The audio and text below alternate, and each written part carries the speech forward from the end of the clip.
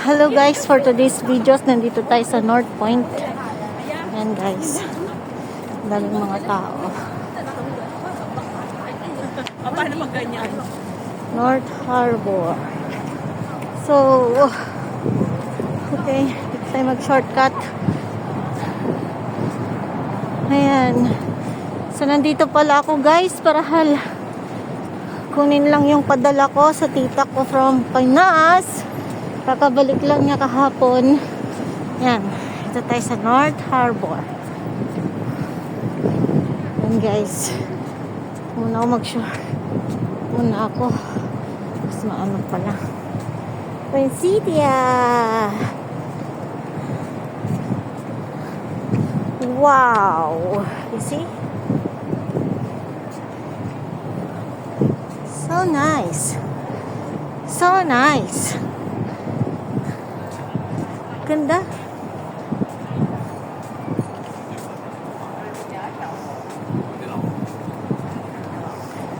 Ayan, may picturean pala dito. Oh, let's make a canoe, baby.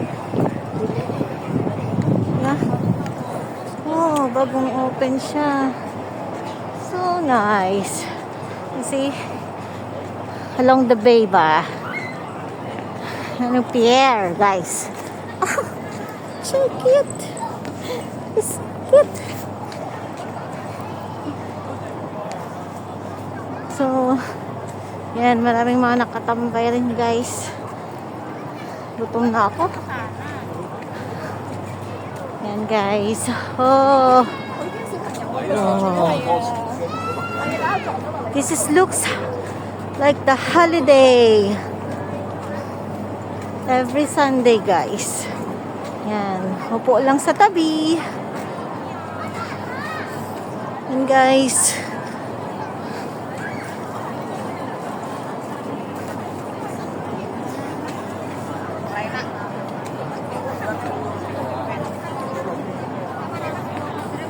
Yan, nililinisan nila yung ano, guys.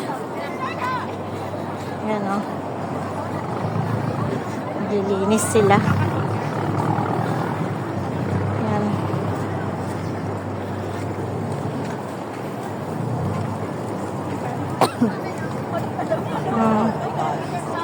Yan, guys.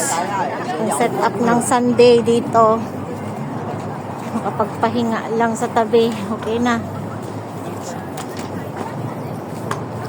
Yan. Halo-halo din nandito, guys. Hindi lang mga OFW, kundi mga locals din na nag-spend ng holiday nila together with their children.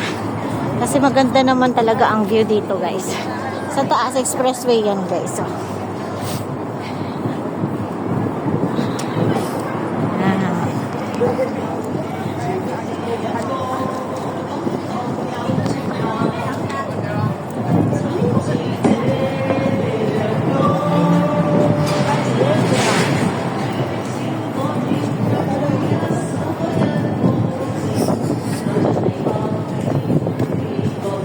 yan.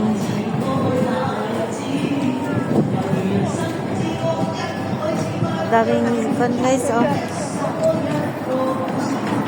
So, mahaba-haba to, guys.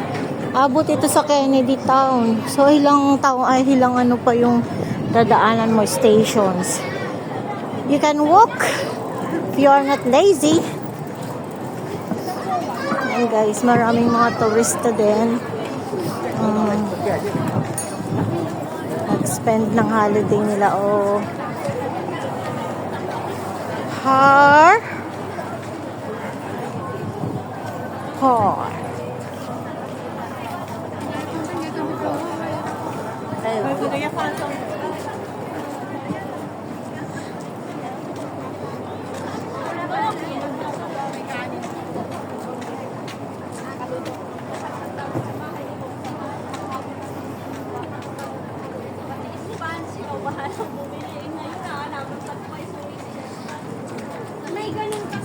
Yan, guys, oh. Lakad-lakad lang talaga dito sa Hong Kong, guys. Hindi mo na kailangang ano. Kung makakita man kayo ng mga magagandang spot, yun na lang yung tabi-tabi, guys. Sa mga garden. Oh, yan yung magawain nila. Kanya-kanyang style, kanya-kanyang upo, kanya-kanyang picturan, kanya-kanyang view. Kasi naman dito po sa Hong Kong, every sulok po ng Hong Kong is view. So, pwede po nilang pagpicturan. So, unlike sa Pinas, pupunta ka pa talaga sa isang spot area o yung tinatawag nila na what's this? What do you call this?